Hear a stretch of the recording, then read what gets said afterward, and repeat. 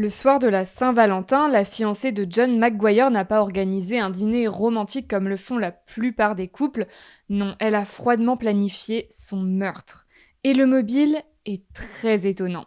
Je vais vous raconter son histoire. Cette vidéo mentionne des faits d'inceste, de pédophilie, ainsi que la description détaillée de la torture, du meurtre et du démembrement d'un homme. Si vous êtes une personne sensible ou que ces sujets vous touchent particulièrement, il est encore temps de quitter cette vidéo, prenez soin de vous et je vous retrouverai la semaine prochaine pour un autre thème.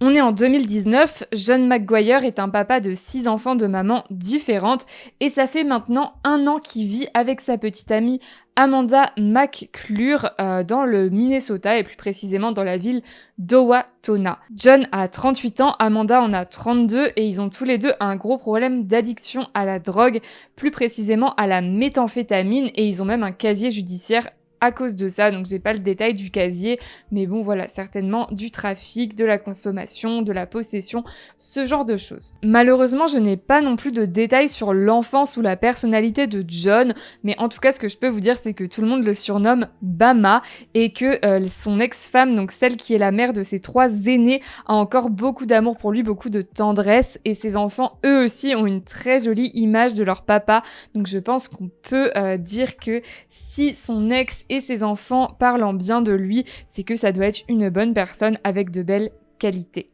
En ce qui concerne Amanda, par contre, là, on a un peu plus de détails. On sait qu'elle a eu une enfance très compliquée à tel point qu'elle a été retirée à la garde de ses parents biologiques et elle a été élevée par des parents adoptifs et on ne sait pas du tout ce qui s'est passé par rapport à sa maman, donc voilà, sa maman, on ne sait pas pourquoi elle n'est pas dans sa vie, enfin sa maman biologique, hein, vous m'aurez compris. Par contre, son père biologique, on sait que c'est un sale type. Le gars a passé 17 ans et 6 mois en prison après avoir violé une mineure qui avait entre 6 et 12 ans, donc on n'a pas l'identité de cette mineure parce que aux États-Unis, les mineurs victimes et même les mineurs coupables sont très bien protégés. La justice ne révèle pas du tout les prénoms, les noms de famille et même l'âge, vous avez vu, est caché. On sait qu'elle avait entre 6 et 12 ans. Donc c'est vraiment une tranche d'âge quand même assez large. Mais cet homme qui s'appelle Larry McClure a eu 2 filles, Amanda et Anna. Et ces 2 filles étaient dans la tranche d'âge puisque ça s'est passé en 1998. Donc il s'agit peut-être d'une de ses filles, mais on n'a pas la certitude que c'est le cas. Forcément, les 2 filles ont coupé les ponts avec leur père, elles ont grandi tant bien que mal, elles ont fait leur vie. Bon, Amanda, je vous l'ai dit, elle vit dans le Minnesota avec son petit ami John, tandis qu'Anna, elle, est maman, donc elle vit avec ses enfants en Caroline du Nord. Notre histoire débute en février 2019, quand Amanda et John décident de partir en road trip, donc ils partent du Minnesota pour se rendre jusqu'en Virginie occidentale et ils ont prévu au cours de ce périple de s'arrêter en Alabama pour rendre visite à la maman de John qui est malade à ce moment-là. Elle s'appelle Karen Smith, mais le truc c'est que Karen ne voit jamais son fils arrivé. Finalement, il ne lui rend pas visite et plus personne n'a de nouvelles de John à partir de la mi-février. Au début, personne ne s'inquiète vraiment puisque finalement, quelqu'un qui part en road trip, c'est pas très inquiétant, qui donne pas de nouvelles, en tout cas pendant quelques temps.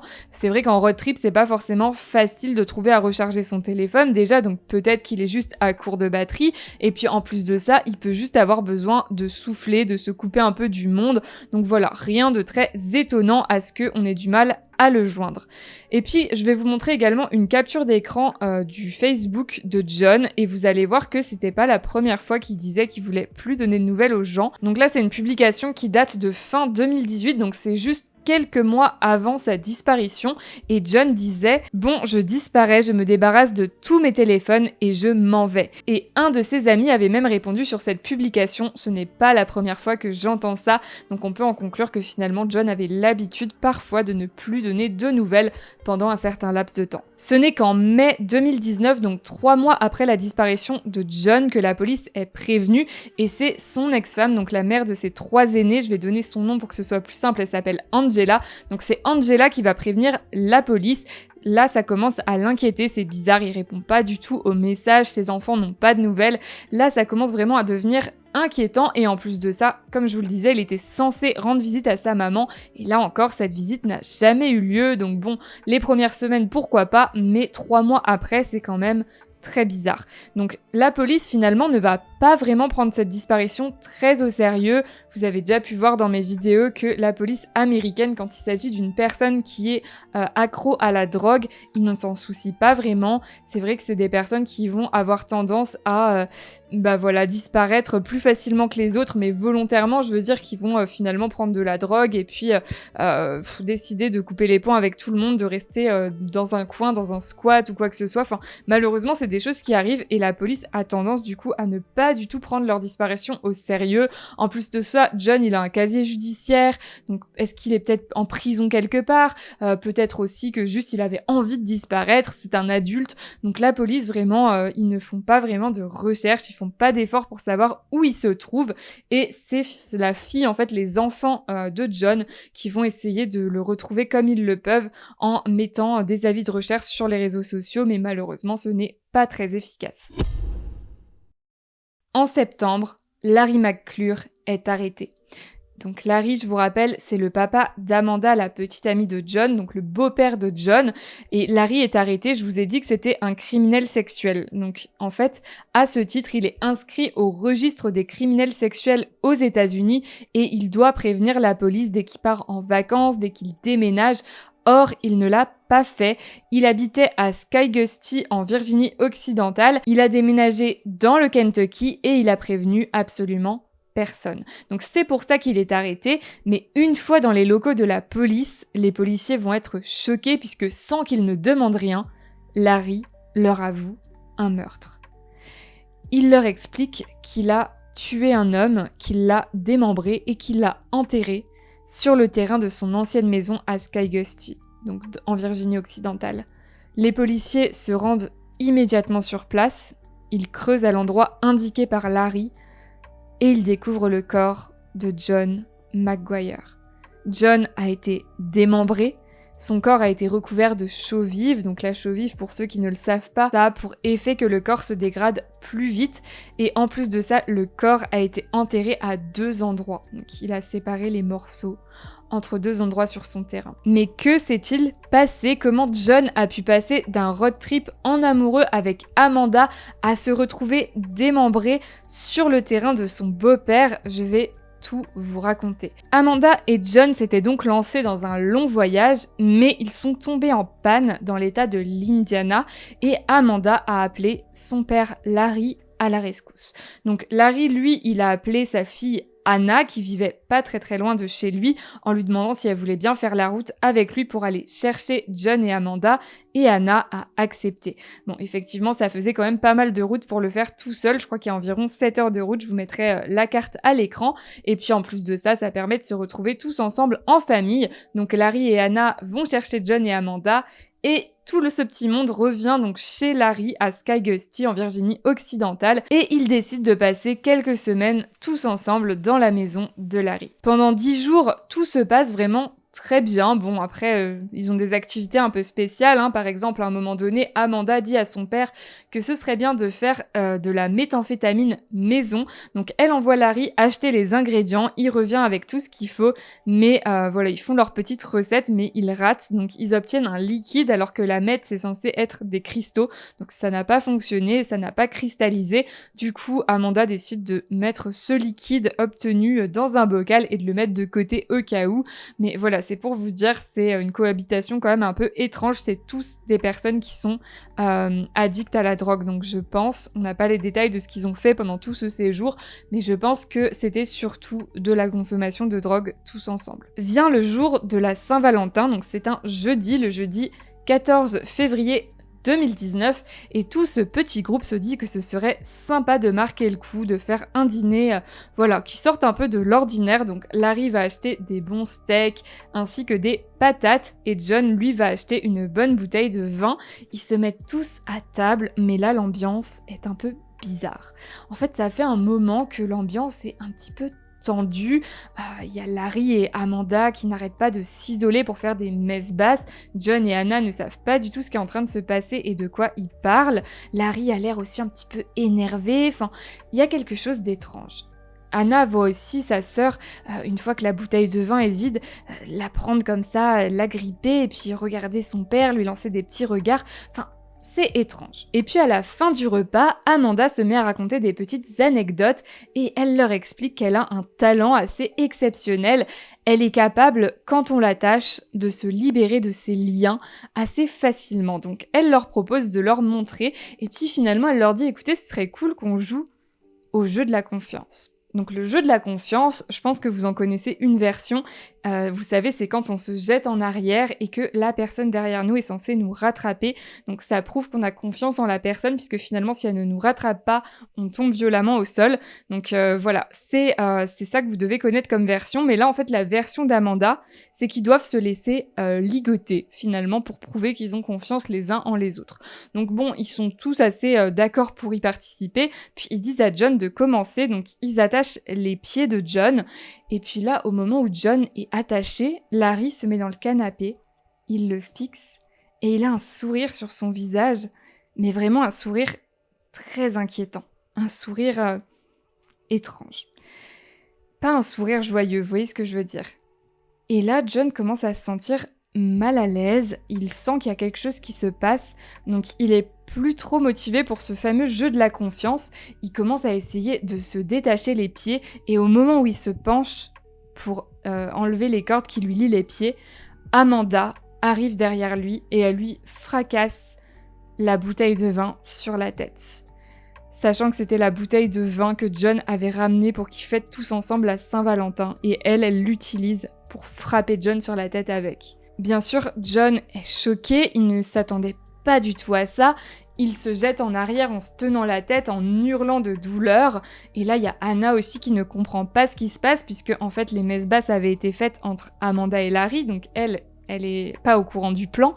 Et là, Larry la fixe et lui dit « Si tu veux que tes enfants survivent, à partir de maintenant, tu fais tout ce que je te dis, tu obéis à tout. » Ils attachent alors John de manière plus efficace, de manière à ce qu'il ne puisse pas se détacher, et ils se mettent tous les trois à le frapper, à lui hurler dessus, et en fait ils partent dans une espèce de délire paranoïaque où ils sont persuadés, ou en tout cas où ils font croire à John qu'il pense qu'il est un agent fédéral et qu'il a donné une fausse identité. Donc ils sont en train de lui dire qu'il doit donner sa vraie identité, qu'il doit dire la vérité, et John a beau les supplier, leur dire qu'ils sont en train de se tromper, il leur propose même de donner ses numéros de sécurité sociale pour qu'ils puissent vérifier son identité. Il leur dit « Mais je suis John McGuire, je n'ai pas menti. » Mais ça ne sert à rien en fait, ils sont vraiment dans leur délire, ils n'écoutent rien, tout ce qu'ils veulent c'est lui faire du mal,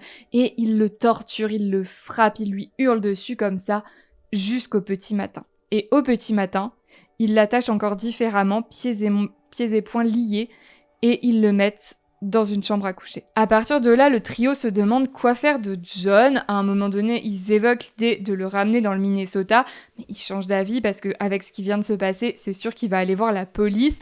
Ensuite, ils se disent qu'ils vont peut-être lui injecter un sérum de vérité afin qu'il dise quelle est sa véritable identité. Toujours cette espèce de délire comme quoi il serait un agent secret.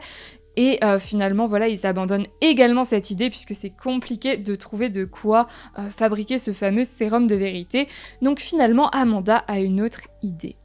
Elle va chercher, vous vous souvenez de la méthamphétamine qu'ils ont ratée? Eh bien, Amanda l'avait gardée de côté, elle va chercher le bocal dans lequel se trouve cette méthamphétamine liquide, cette espèce de méthamphétamine puisque c'en est pas réellement puisqu'ils ont raté la recette, et elle met ce liquide dans 2 grosses seringues et elle tend les seringues à Anna puisque Anna a une formation d'infirmière. Elle lui dit écoute, c'est toi qui vas le faire puisque c'est toi qui es infirmière, et tu vas injecter ces 2 seringues directement dans sa carotide. Donc Anna s'exécute, et une fois que c'est fait, Amanda lui dit « C'est bon, ça devrait suffire à le tuer ». Ils attendent tranquillement que le produit fasse effet, mais en fait ça a l'effet inverse. John se met à reprendre des forces, il a un gros regain de vitalité, il se met à se battre, à essayer de se libérer de ses liens, et à ce moment-là, ils se disent qu'il ne faut pas le laisser comme ça, il va falloir l'achever. Donc il décide de l'étrangler, et pour ça, Anna va mettre un sac poubelle noir sur la tête de John. Larry se met ensuite sur le dos de John pour le maintenir, pour qu'il ne puisse pas se débattre. Et Anna, l'étrangle avec la corde qui le ligotait. Et elle lui enfonce en plus la tête dans l'oreiller, donc en lui laissant vraiment aucune chance. Et pendant ce temps, pendant que John est en train de mourir, pendant qu'ils sont tous en train d'attendre qu'il rende son dernier souffle, il y a Amanda, à côté de sa tête, qui rigole. Amanda, il faut savoir qu'au cours du séjour, John a dit qu'il l'aimait tellement qu'il voulait l'épouser. Et donc cette femme qu'il aimait, à tel point qu'il voulait passer la fin de ses jours avec lui, est en train de rigoler à côté de sa tête, pendant que son père et sa sœur l'assassinent. Et elle a en plus nargué John en disant « Mais tu croyais vraiment qu'on allait te ramener chez toi ?» Et c'est comme ça que John est mort. C'est entre les mains d'Anna que 6 enfants sont devenus orphelins. Et aucun des 3 n'a été ému. Tout de suite après, ils se sont dit « Maintenant, il faut qu'on trouve une solution pour se débarrasser de son corps. » Bon, il s'en charge pas tout de suite, il laisse le corps du pauvre John un moment dans la chambre, et puis finalement, Larry demande à Anna de récupérer toutes les affaires de John, puis de faire un feu dans le jardin pour les brûler, donc Anna s'exécute, et à la suite de ça, il lui dit « Écoute, maintenant, il va falloir que tu prennes son corps et que tu le mettes dans de grands sacs poubelles. » Et là, c'est vraiment horrible, puisque Anna a raconté les détails de cette scène, et en fait, elle a expliqué que le corps de John était déjà rigide au moment où Larry lui a ordonné de le mettre dans un sac poubelle, et elle a dû forcer pour le faire rentrer, forcer pour plier les membres, plier le corps, pour le faire rentrer dans des sacs poubelles, et elle a dit que le son que ça a fait la hantera jusqu'à la fin de ses jours. J'ai envie de dire, bien fait pour elle, mais bref, vraiment, c'est pour vous dire toute l'horreur, et je comprends vraiment pas parce que déjà tu assassines quelqu'un mais au moins derrière laisse-le reposer en paix. Mais en fait eux ça a pas du tout été leur façon de penser. Ils ont complètement malmené le corps de John parce que là c'est pas terminé. Si vous pensiez que c'était fini, eh bien non, puisque après la mort de John, le pauvre a encore subi plein de choses. Et donc ça a commencé par ça, par Anna qui l'a mis dans de grands sacs poubelles. Ensuite Larry lui a dit tu n'as qu'à déposer le corps devant mon pick-up et je vais m'en charger. Donc Larry a mis le corps dans son pick-up et là ils ont passé la journée entière à rouler dans Sky Gusty et alentour avec derrière eux le corps de John. Et en fait, ils cherchaient un endroit où le déposer. Larry, lui, il voulait trouver une mine. Idéalement, c'était ça son plan. C'était de le déposer dans le puits d'une mine parce qu'il était persuadé qu'on ne le retrouverait jamais s'il le mettait là. Sauf qu'ils n'ont pas trouvé un endroit qui leur convienne. Et finalement, ils ont décidé de le ramener chez Larry et de l'enterrer dans le jardin. Donc c'est ce qu'ils ont fait. Donc là, on est environ le 17 février. Le timing est pas super précis, mais je vais vous montrer ce qu'ils ont publié sur le Facebook de John. Donc évidemment un compte Facebook auquel tous ses proches ont accès. Et ils ont publié, ce que je vais vous montrer là, ça a été publié le 16 février, donc le jour de la mort de John. Ils ont hacké son compte et ils ont publié ça. Travail terminé, le Firefox est mort. Et c'est signé Mad Hatter. Alors, Firefox et Mad Hatter, ça ne veut rien dire, c'est des noms de code qu'ils ont utilisés, mais c'est juste pour vous montrer à quel point ils étaient froids pour aller publier ça, pour que tous les proches de John voient. Le même jour, ils publient ça. Donc apparemment, avoir tué John, c'est quelque chose qui les faisait beaucoup rire, vraiment des personnes charmantes. Et encore la même journée, le message suivant: vous êtes tous des connards, tout comme Firefox, et vous subirez le même sort. Donc vraiment, c'est à glacer le sang qu'on puisse aller... En fait, ils n'avaient pas encore enterré le corps, ça veut dire que là, ils étaient en train de publier ça sur le Facebook de John, il y avait son corps dans la chambre. C'est atroce. Et évidemment, c'est des messages que les enfants de John ont vus, que toutes les personnes qui aimaient John ont vus. Mais si vous pensiez avoir déjà entendu le pire, vous n'êtes pas prêts. Puisqu'une fois que John a été enterré, immédiatement après, Amanda et son père biologique, Larry, se sont mis en couple. Et ils ont eu des rapports sexuels dans la maison où ils venaient de tuer John. J'ai même pas les mots. Le trio reste dans la maison à faire sa petite vie, et puis au bout de 2 semaines environ, il y a Amanda qui a de nouveau une espèce de crise de paranoïa, et en fait elle leur dit que elle est persuadée que John n'est pas réellement mort. Donc c'est faux, il est mort, mais elle est dans un espèce de délire, et elle dit que ça lui fait peur, qu'elle a l'impression qu'il y a les cheveux de John qui continuent à pousser sur sa tête, et donc que c'est ça qui prouve qu'il est pas mort et qu'il faut faire quelque chose, et elle est vraiment paniquée de chez paniquée, donc Larry lui dit « T'inquiète pas, je m'en charge ». Larry part chercher un peu tout ce qu'il peut, tous les débris, plein d'affaires qui sont un petit peu dangereuses comme des piquets, des lattes de lit, une massue, enfin vraiment tout ce qu'il peut trouver et il se met à planter tout ça dans la terre, à taper à l'endroit où ils ont enterré John et forcément comme il l'avait pas enterré très très profond, ça va également abîmer son corps et bien sûr une fois qu'il a terminé, il dit à Amanda c'est bon t'inquiète pas maintenant, il est bien mort. Vraiment atroce. À la suite de ça, Amanda est rassurée et le 11 mars 2019, ils se rendent à Tazewell, donc c'est pas très loin de Sky Gusty où le meurtre a eu lieu, et ils se rendent là-bas pour que Amanda et Larry se marient. Alors oui, c'est interdit, oui, c'est de l'inceste, mais ils vont réussir quand même à se marier en utilisant une petite combine, c'est-à-dire que Larry va utiliser un faux nom et il ramène Anna comme témoin. Donc en gros, Anna, elle doit jouer les témoins enchantés par ce fabuleux mariage. Donc elle est là, oh, vive les mariés, c'est incroyable, votre amour, enfin voilà, et ça passe. Donc ils arrivent à se marier comme ça et finalement ils retournent ensuite chez Larry, mais là, ils se disent qu'ils vont quitter les lieux, qu'ils vont mettre la maison en vente, mais il y a un souci, c'est que ils ont peur que les nouveaux arrivants, que les personnes qui vont acheter la maison, découvrent le corps. Donc, Larry décide à nouveau de malmener le pauvre John, qui n'aura décidément pas du tout reposé en paix. Il le déterre, il le démembre, et il l'enterre là où il a été retrouvé par la police, donc sur des terrains qui sont adjacents au sien, donc pas plus chez lui finalement, et il l'enterre dans 2 trous différents avec de la chaux vive. Ensuite, une fois que ça c'est fait, Amanda et Larry partent vivre dans le Kentucky, là où Larry a été arrêté, et Anna, elle, repart en Caroline du Nord auprès de ses enfants.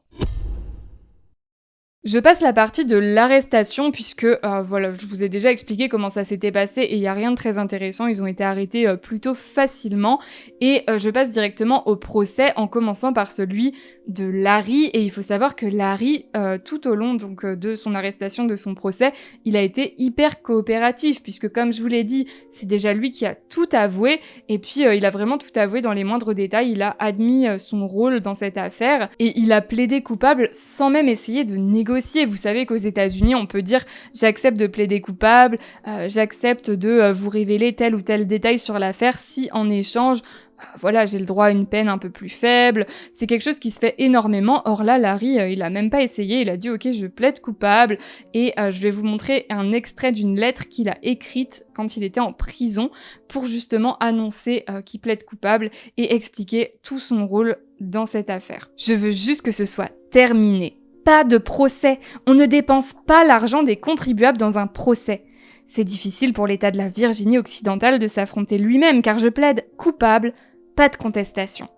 Merci pour le temps que vous m'avez accordé. Donc en gros, il se fait passer pour un mec vraiment incroyable avec de superbes valeurs qui ne veut surtout pas que les impôts des citoyens américains servent pour son procès. Quel homme charmant. Par contre, il charge à fond sa fille Amanda. Vous avez vu quand je vous ai raconté l'histoire de tout ce qui s'est passé que Larry a quand même eu un grand rôle dans cette histoire, mais lui, il dit finalement que c'est Amanda le cerveau derrière tout ça. Il va même comparer Amanda à Charles Manson. Il dit que c'est la version féminine de Charles Manson et que la raison pour laquelle elle a voulu tuer John, il ne la connaît pas, mais qu'il est quand même plutôt persuadé qu'elle est financière, puisque même après la mort de John, elle s'est mise à encaisser ses chèques, donc il recevait des chèques régulièrement de la sécurité sociale et après sa mort, elle les a encaissés. Donc il dit que finalement c'est peut-être ça la raison. Donc en plus de comparer sa fille à Charles Manson, il dit aussi qu'il a peur d'elle et de Anna et qu'il veut être protégé en prison parce qu'il dit que ses filles faisaient toutes les 2 partie d'un gang et qu'il a peur pour sa sécurité puisqu'il a peur que les membres du gang en prison s'en prennent à lui. Et forcément, on lui demande également pourquoi il a participé au meurtre, parce que finalement, si c'était l'idée de Amanda, pourquoi lui avoir obéi? Et il explique tout simplement que comme il a été séparé de ses filles pendant une grande partie de sa vie, eh bien, il a voulu faire plaisir à Amanda, il a eu peur qu'elle coupe les ponts s'il refuse, il a eu peur d'être à nouveau séparé d'elle, et voilà, c'est son explication. En ce qui concerne Anna, forcément, on lui demande, mais alors pourquoi Anna a participé au meurtre? Bon, en réalité, Anna dit que Larry l'a forcée, vous verrez plus tard, mais lui, lui, il dit que c'est faux et qu'en fait, ce qui s'est passé, c'est qu'au cours du séjour, il y a une bombe qui a été lâchée. Donc, c'est pas sûr, hein, c'est vraiment Larry qui dit ça. Je sais pas si c'est la réalité, mais en tout cas, apparemment, Anna et John auraient révélé au cours de leur séjour chez Larry avoir eu une aventure et que au cours de cette aventure, un enfant était né. En fait, Anna serait tombée enceinte de John.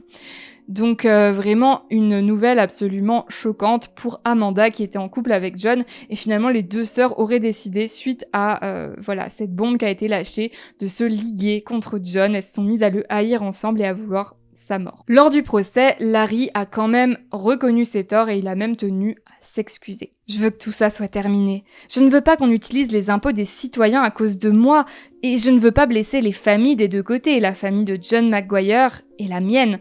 Tout ce que je peux faire, c'est espérer qu'on ait pitié de moi, mais ma condamnation n'a pas vraiment d'importance car je suis vieux et en mauvaise santé. Je serai mort au moment de demander ma libération et c'est pas grave. Je demande pardon pour mes actes à ma famille ainsi qu'à la famille de John McGuire. 3 drogués ont été arrêtés. 3 meurtriers ont été arrêtés. Je crois en Dieu. Je crois que tout arrive pour une bonne raison. Mais je ne peux pas revenir en arrière et changer les choses. Karen Smith, la maman de John, a tenu à être présente au procès. C'est la seule de la famille de John qui a eu, le courage de venir au procès.